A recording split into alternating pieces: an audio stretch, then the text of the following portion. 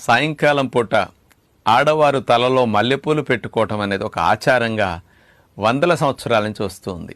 పూర్వం రోజుల్లో ప్రతి దొడ్లోనూ మల్లి చెట్లు ఉండేవి. ఎందుకు మల్లెపూలని తలలో పెట్టుకోవాలో తెలుసా?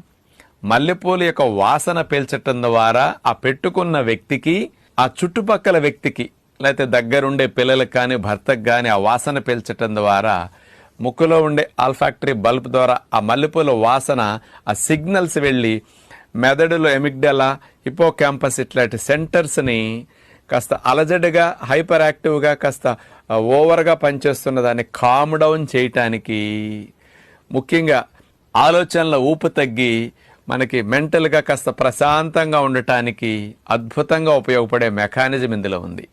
ఈ మల్లెపూలలో జాస్మోన్ అనే కెమికల్ కాంపౌండ్ ఉంటుంది. ఇదేం చేస్తుందో తెలుసండి? డోపమిన్ అనే హ్యాపీ హార్మోన్ని, సెరటోనిన్ అనే హ్యాపీ హార్మోన్ ప్రొడక్షన్